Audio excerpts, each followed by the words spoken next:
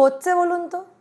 সর্বভারতীয় তৃণমূলের সর্বভারতীয় সম্পাদক অভিষেক বন্দ্যোপাধ্যায়, যিনি ভোটের আগে পর্যন্ত বলছিলেন 4 তারিখ ডিজে বাজাবেন, হঠাৎ করে কোথায় গায়েব হয়ে গেল বলুন তো? একেবারে গতকাল যে প্রতিবেদনটা করেছিলাম, আপনাদেরকে জানিয়েছিলাম যে ইতিমধ্যে অভিষেক বন্দ্যোপাধ্যায়ের বাড়ি সহ লিপস অ্যান্ড মাউন্টসের দফতরে বেআইনি নির্মাণগুলো ভেঙে দেওয়ার জন্য মোট 17খানা নোটিশ পাঠানো হয়েছে, যার মধ্যে কিছু নোটিশ অভিষেক বন্দ্যোপাধ্যায়ের নামে রয়েছে এবং কিছু নোটিশ অভিষেক বন্দ্যোপাধ্যায়ের বাবা মার নামে রয়েছে। তার সত্ত্বেও এত ঘটনা হওয়ার পরেও অভিষেক বন্দ্যোপাধ্যায়ের মুখ থেকে একটাও কথা শোনা গেল না। এখনো পর্যন্ত অফিসিয়ালি কোনো স্টেটমেন্ট সর্বভারতীয় তৃণমূলের সর্বভারতীয় সম্পাদক অভিষেক বন্দ্যোপাধ্যায় দেননি। তার হয়ে এবার মাঠে নেমেছেন কুণাল ঘোষ এবং ফিরহাদ হাকিম। আজকে একটি যৌথ সাংবাদিক সম্মেলন করলেন ফিরহাদ হাকিম এবং কুণাল ঘোষ। বিধানসভায় বিরোধিতা করার পর এই সাংবাদিক সম্মেলন করলেন তারা, এবং সেখান থেকে পরিষ্কার সাফাই গাইলেন যে অভিষেক বন্দ্যোপাধ্যায়ের বিরুদ্ধে চক্রান্ত করা হচ্ছে, মানুষকে ভুল বোঝানো হচ্ছে।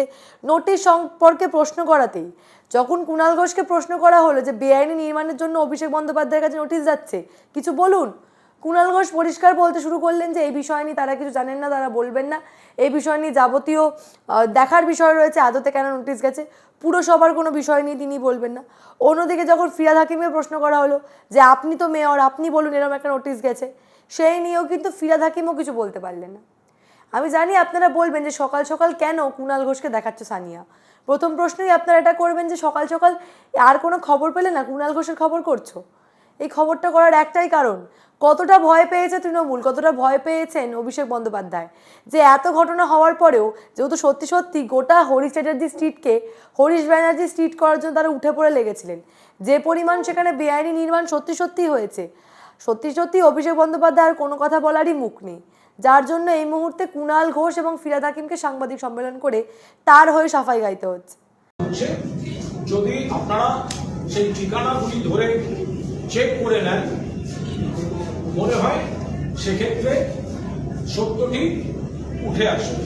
সর্বভারতীয় তৃণমূল কংগ্রেস তারা মনে করছে যে এই পরিস্থিতিতে ভাবমূর্তি বিভ্রান্তিকর পরিস্থিতিতে ফেলার জন্য দল এবং দলের কিছু নেতাকে কালিমালিপ্ত করার জন্য সর্বভারতীয় সাধারণ সম্পাদক সম্পর্কে এবং আরো কয়েকজনকে জড়িয়ে এই ধরনের একটা প্রচার চলছে। দল যেটাকে ভিত্তিহীন, false, fabricated and devoid of any credibility বলে চিহ্নিত করছে। এবং অভিষেক বন্দ্যোপাধ্যায় তার বক্তব্য যে তিনি এই ধরনের অপপ্রচারের কাছে কোনো অবস্থায় মাথা নত করবেন, যেটাই আমাদের দলের পরিস্থিতি হওয়ার। আমি একেবারে বেমালুম গায়েব হয়ে গেছেন অভিষেক রীতিমতো, কিন্তু ভোটের রেজাল্টের পর তাকে বিশেষ কোথাও দেখা যায়নি। বিভিন্ন জায়গায় চোর চোর স্লোগান শুনতে হয়েছে, বাড়ির বাইরে লোকে এসে বাড়ি বয়ে বলে গেছে চোর। তারপরে অভিষেক বন্দ্যোপাধ্যায় একেবারে বেমালুম হাওয়া হয়ে গেছেন। এমনকি গতকাল পর্যন্ত তার বাড়িতে 17খানা নোটিশ দেওয়ার সত্ত্বেও এত বিতর্ক হয়ে গেল, এখনো পর্যন্ত একটাও কথা বললেন না তিনি। এই যে বেআইনি নির্মাণের অভিযোগগুলো উঠছে, যদিও অভিযোগগুলো সত্যি, আপনারাও বুঝতে পারছেন যে কী পরিমাণ বেআইনি নির্মাণ এই হরিশ মুখার্জি স্ট্রিটে হয়েছে। গোটা যে শান্তিনিকেতন বেড়ে উঠলো, শান্তিনিকেতন গড়ে উঠলো অভিষেক বন্দ্যোপাধ্যায়ের বাড়ি, সেই শান্তিনিকেতনের আশেপাশে যে এলাকা, যে জায়গাগুলো এখনও বেআইনিভাবে ঘেরা রয়েছে বা বেআইনিভাবে দখল করে রেখেছেন তারা, সত্যি সত্যি তো তার জন্য নোটিশ যাওয়ারই কথা। কিন্তু এই বিষয় নিয়ে এখনও কোনো রকম কোনো মন্তব্য তিনি করেননি, বরং তার হয়ে মন্তব্য করতে কাকে আসতে হচ্ছে? কুণাল ঘোষ এবং ফিরহাদ হাকিম। আমি স্পষ্টভাবে বলতে চাই যে এই ব্যাপারের সাথে আমার কোনো নলেজ নেই, আর থাকার কথাও না। টিএমসি বিল্ডিং ডিপার্টমেন্ট কাকে নোটিশ দেবে, কাকে দেবে না, কোন নোটিশে কি সেকশন, এটা আমাদের পলিসি ম্যাটার নয়।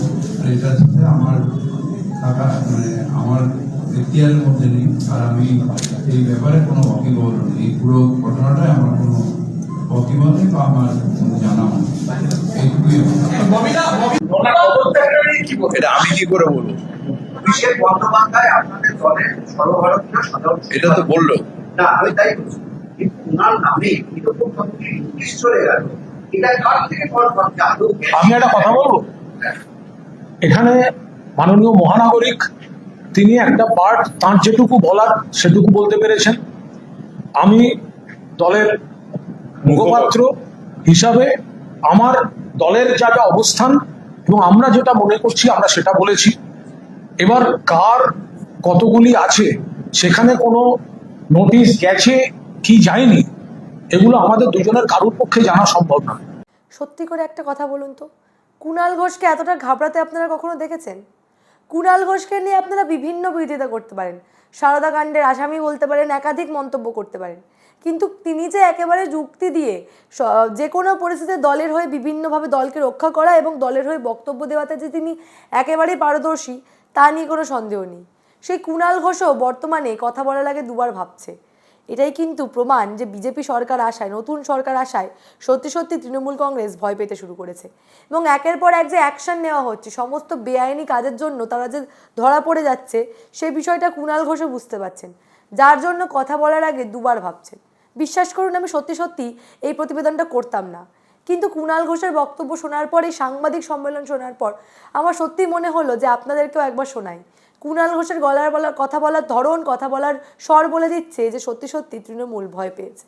আপনারাই বলুন না, এই সাংবাদিক সম্মেলন শোনার পর আপনাদের কি মনে হচ্ছে? সত্যি সত্যি কি কুণাল ঘোষ এইভাবেই কথা বলেন? এর আগে তো বহু বিষয় নিয়ে তিনি, এমনকি আরজিগড়ের মতো ঘটনা, রাজ্যে চাকরি চলে যাওয়ার ঘটনা নিয়েও তিনি সাংবাদিক সম্মেলন করেছেন। কখনো কুণাল ঘোষকে দুবার ভাবতে দেখেছেন আপনারা কথা বলার আগে? তিনি কিন্তু বর্তমানে কথা বলার আগে বারবার ভেবে কথা বলছেন যে এটা বলবো, এটা বলবো না। এমনকি ফিরহাদ হাকিমও চুপ, তার কাছেও কোনো উত্তর নেই। সত্যি সত্যি তৃণমূলের যে শেষ দিন ঘনিয়ে এসেছে। প্রধান বিরোধী দল রাজ্যে তৃণমূল হওয়ার সত্ত্বেও তাদের মধ্যে সেই জোটটা নেই, তা আবারও পরিষ্কার হয়ে যাচ্ছে।